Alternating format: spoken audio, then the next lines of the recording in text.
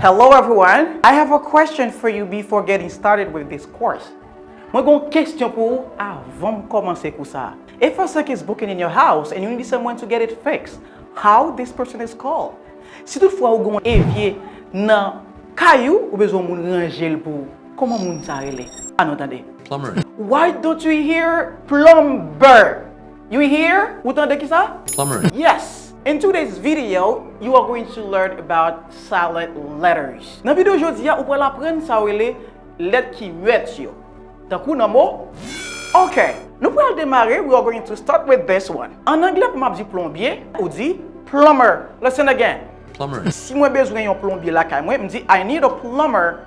M'pap dit I need a plumber. The letter B is completely silent. Pour qui ça m'pas dit plumber? On dit parce que lettre B a li muette. On dit the letter B is silent. En entendez, on phrase natif là encore. Now I don't need a plumber anymore. Moi pas besoin de plombier encore. I don't need a plumber anymore. I don't need a plumber anymore. Now I don't need a plumber anymore. M'pas dit plumber. Ou attendez natif là pas dit plumber. Lo genye MB en anglais majoute kayo nan mot yo B a pas prononcé. Let's look at another word. On nous garde l'autre mot. Ça c'est grimper. Est-ce que m'bral dit climb ou bien m'dit climb? I wanted to go outside and I'd go climb a tree. M'a dit climb. Grimper. Climb. I can't climb that tree. M'pa ka monter pied bois ça. OK? On entend natif là. I wanted to go outside and I'd go climb a tree. Okay, good. M'dit c'est climb. Repeat after me. Climb. Climb. Plumber. Plumber. He's a plumber. Là, on dit peigner, même j'en peigne non. C'est comb. Listen to this clip. It's how the world works, so go comb your hair. So go comb your hair. So go comb your hair. Comb. Comb. You need to repeat it. Don't say comb, pas dit comb, dis qui ça? Comb. Hey babe. Where are you? I'm outside, babe. What are you doing outside? I'm combing my hair. Do you want me to do something for your hand? Of course. Come on in. I'm coming, baby. Okay. I don't need a plumber. On sait l'exemple. I give only one example. On sait l'exemple. Deux. Two. Le wap dit doute. M'gon doute. I have a doubt. I have a big doubt about that. Est-ce qu'elle me dit I have a doubt? No, I have a doubt. Doubt. The letter B is silent. Doubt. Okay? Yeah. I have no doubt. I have no doubt. I have no doubt that we can create a better America. I want you to listen again to this clip. It's really interesting. Ça vraiment intéressant.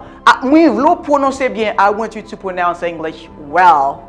You need to start saying the words correctly.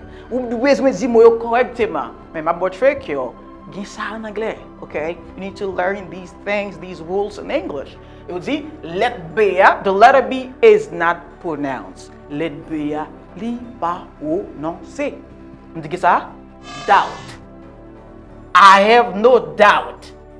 I have no doubt. Doute. Prononcez le moi. Pronounce to me. Essayez, try to say it. Voilà, c'est bon. On arrive. Plombier, comment dire encore? Plumber. Okay. It's a climb. It's a comb. All right. And this. Oh, okay. Doubt. Okay. The next one is. I finished school with about $60,000 in student loan debt. Perfect. I finished school with about $60,000 in student loan debt. Now it's your turn. Là, c'est mon pao. Dis le même genre. Allez.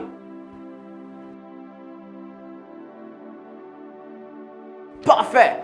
Qui ça natif l'a dit? Il dit? Debt. Debt. I finished. Mais même ça pour prendre ça. I finished. Il dit I finished. I finished school with about $60,000 in student loan debt. Après l'école, ça c'est tête chargée. Okay, the next one.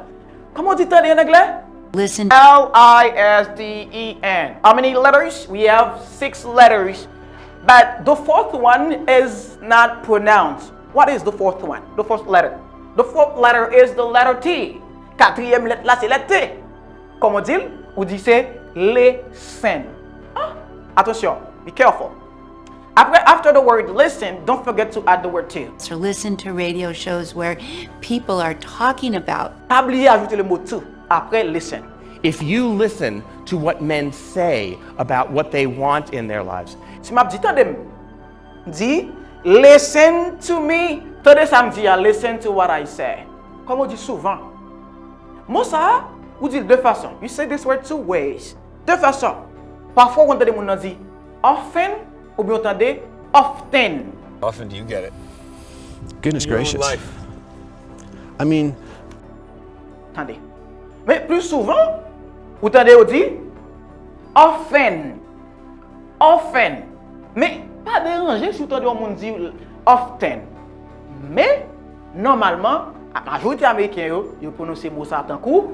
We often have 2 phrases that we use to describe what we do. We often have 2 phrases that we use to describe what we do. Yeah, often. Je dis souvent.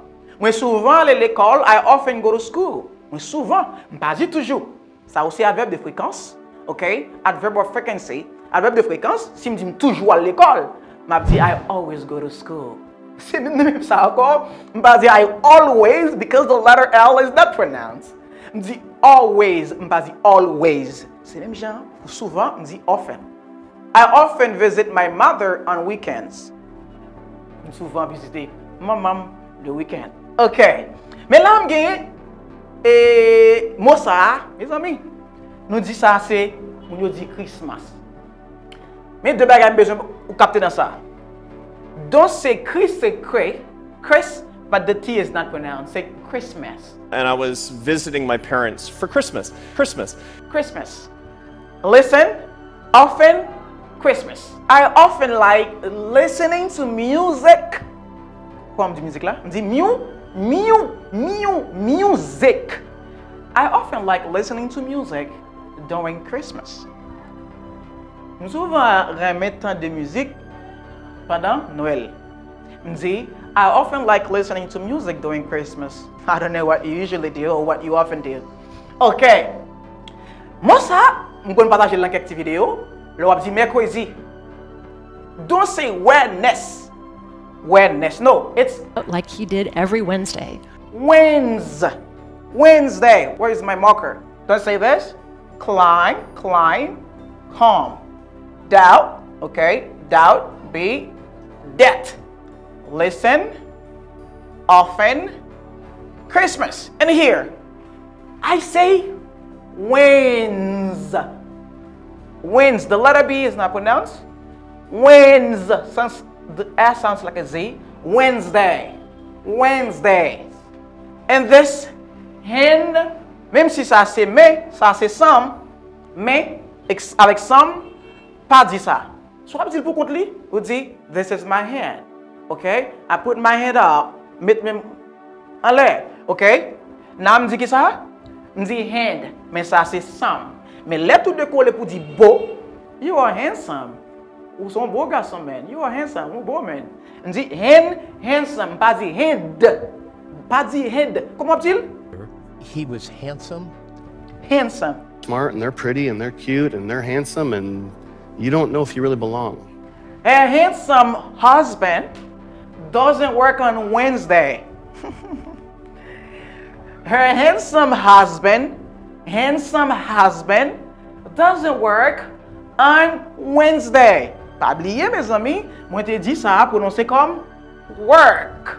Ça c'est pour prononciation et partager vidéo yo mes amis. If you appreciate what I'm doing, please share it to others. Si vous aimez ça m'a fait, partagez-la avec l'autre monde because they want to learn from that video as well. Do that right now. Fais ça Konya. Okay. The next word we have for today is ça.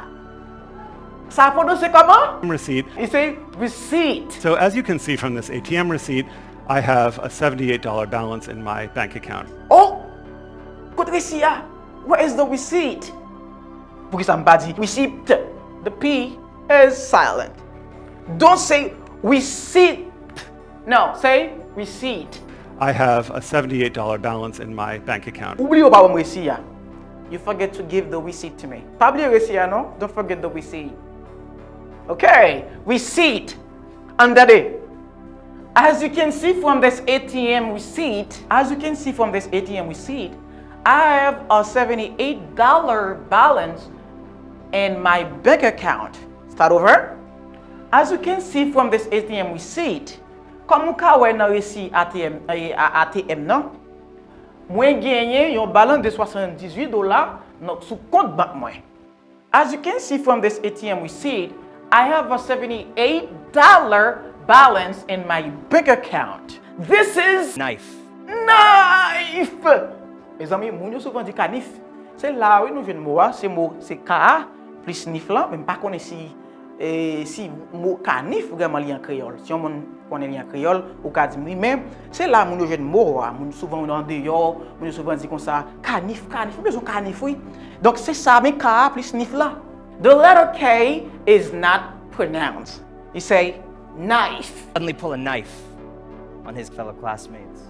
Knife. Don't leave knife in children's hand.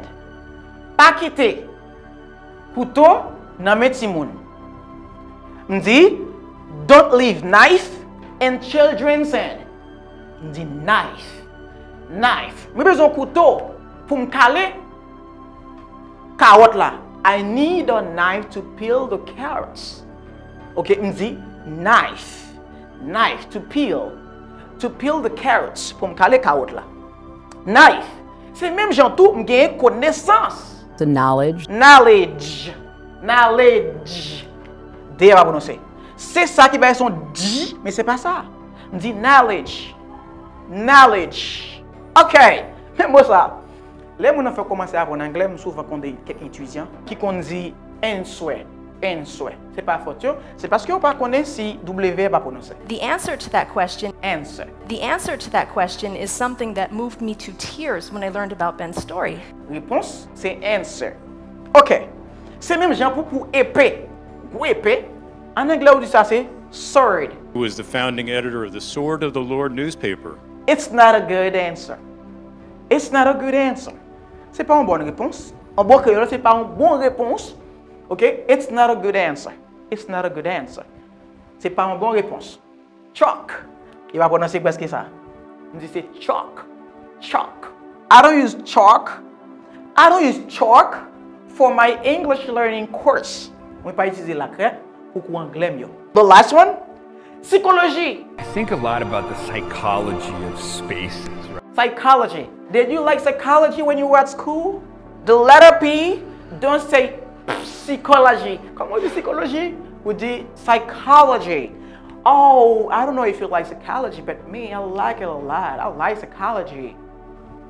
Psychologically speaking, okay, I want to let you know that. Psychology. Okay. Bon, mes amis, c'est parce que je suis là. Donc, nous apprenons aujourd'hui plumber, climb, calm, doubt, debt, listen, often, Christmas, Wednesday, handsome, receipt, etc. Mes amis, si vous faites terrain pour ça, vous appréciez pour ça, je seulement dire partager.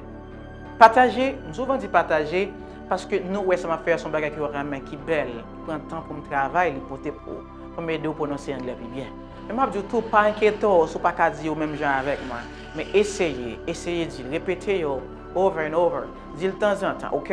Par exemple, moi ça là où gagne plumber, dire voir où c'est aller faire une phrase avec lui pour capter ça plumber. OK? Pas seulement arrêter ou apprendre le mot plumber, ou après faire une phrase avec lui.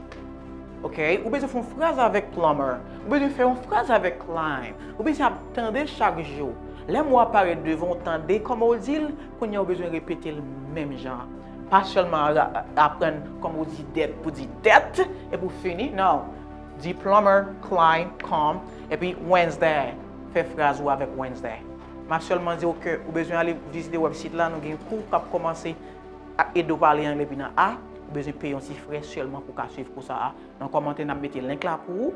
cliquer sur lui, là, vous directement sur le website là pour payer classe là. On a commencé avant depuis l'alphabet. I want to start with you from scratch. Depuis l'alphabet, on a commencé avec vous pour avancer dans l'anglais. Et on a dit tout, pas oublier, partager vidéo sur Facebook, YouTube, TikTok. Visitez-nous sur TikTok, Instagram, Facebook, YouTube, tout côté plateforme. Nous là. Et tout. Nous avons un premier channel loin qui est toujours là à bouger. M. Daniel a bougé sur lui. Pour aller visiter lui, langue Mwen, tout partout pour toujours être connecté avec nous. Nous venons pour la plus belle vidéo prononciation.